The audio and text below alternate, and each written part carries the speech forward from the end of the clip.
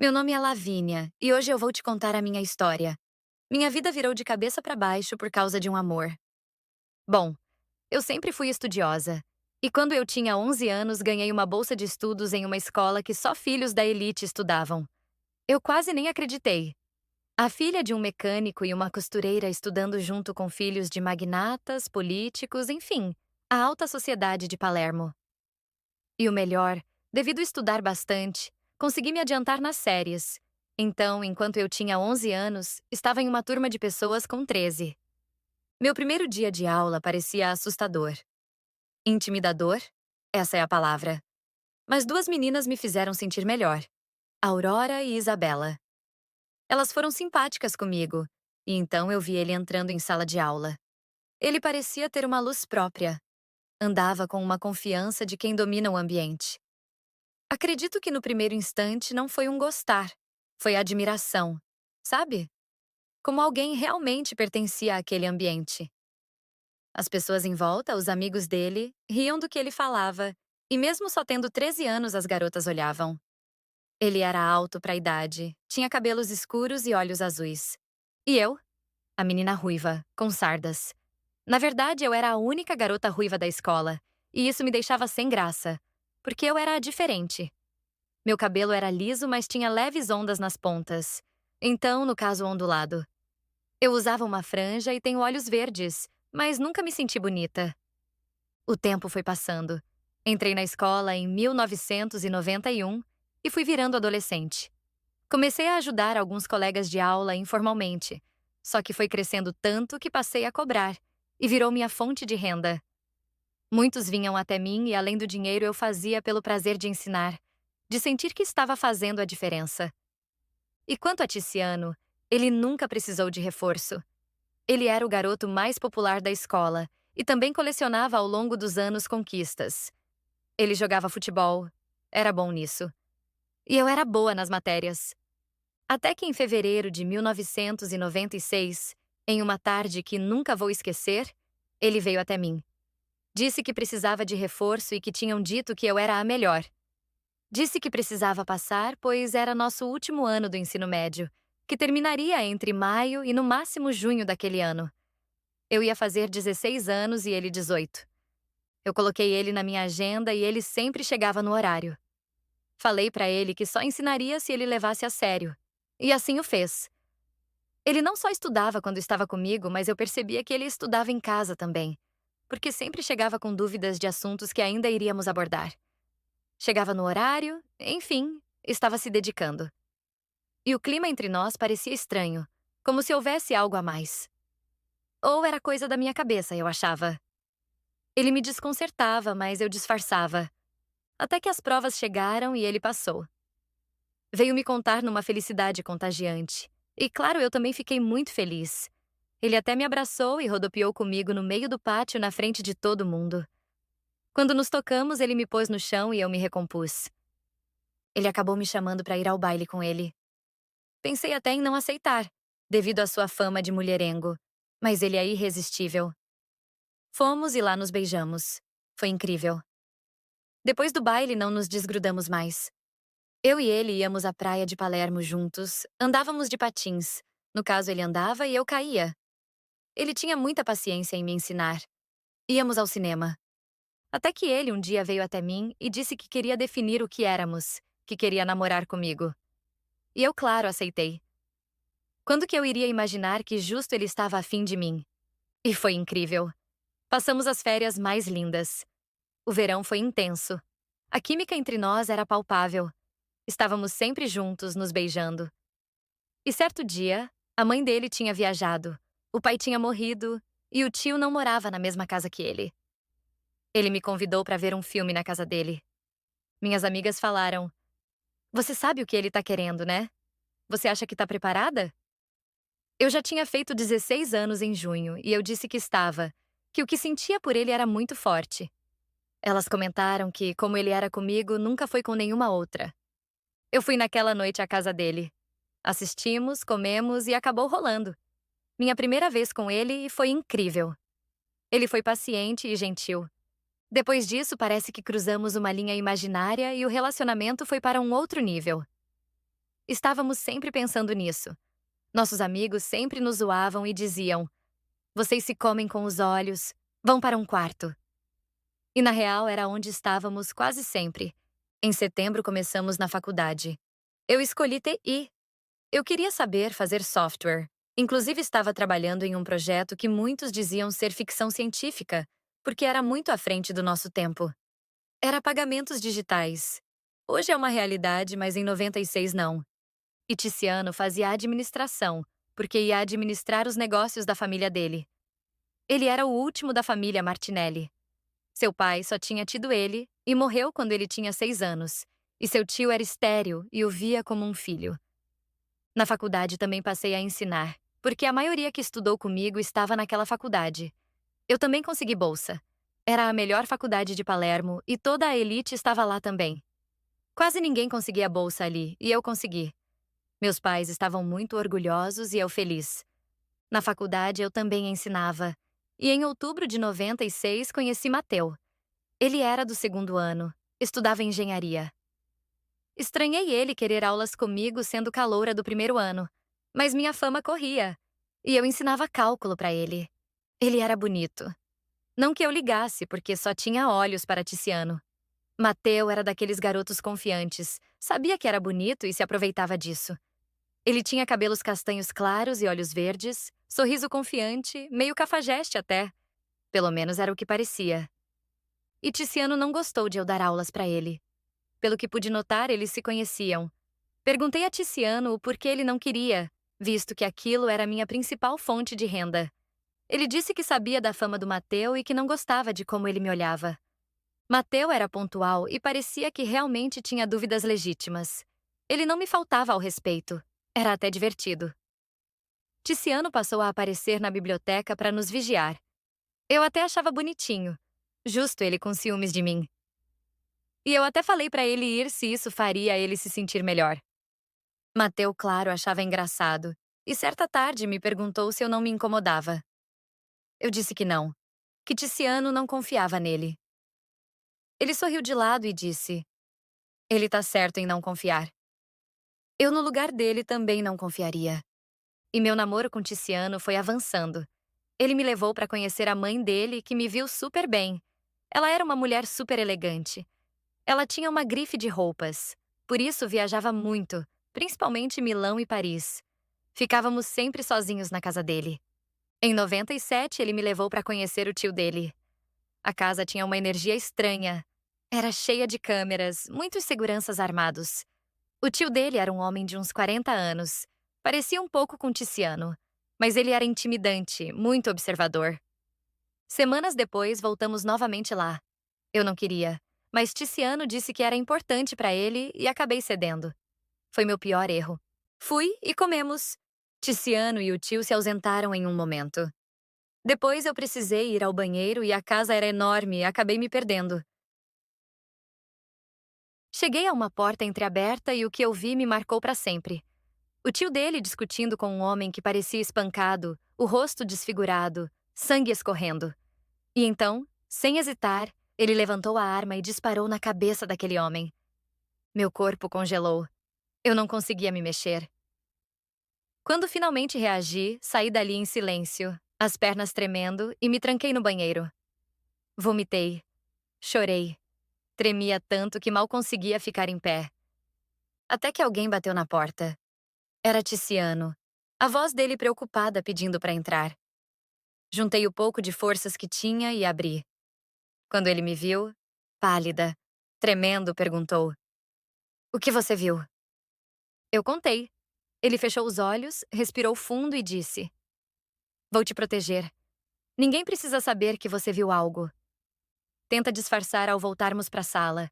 Diz que a comida caiu mal e vamos embora. Vou te tirar daqui. E assim fizemos. Saí daquela casa destruída por dentro. No carro, perguntei que tipo de família era a dele. Ele ficou em silêncio por um tempo longo, até que finalmente confessou: meu tio é capo da máfia. Meu chão caiu. Tudo fazia sentido agora. Os seguranças, as câmeras, aquela energia pesada. Ele me levou em casa e eu entrei sem nem conseguir dar tchau direito. Subi as escadas atordoada e contei tudo aos meus pais. Eles ficaram em choque, sem acreditar no que estavam ouvindo. Era final de semana e eu precisava pensar, processar tudo aquilo. Meus pais marcaram com um sobrinho da minha mãe que era advogado, Bruno, o nome dele, para terça-feira. Na segunda, eu não consegui ir para a faculdade. Liguei para todos os meus alunos avisando que aquela semana não teria aula. A maioria entendeu, mas Mateu estranhou e perguntou se estava tudo bem. Eu disse que sim, mas minha voz devia estar tremendo porque ele não pareceu convencido. Ticiano apareceu na minha casa naquele dia. Ele estava diferente, tenso.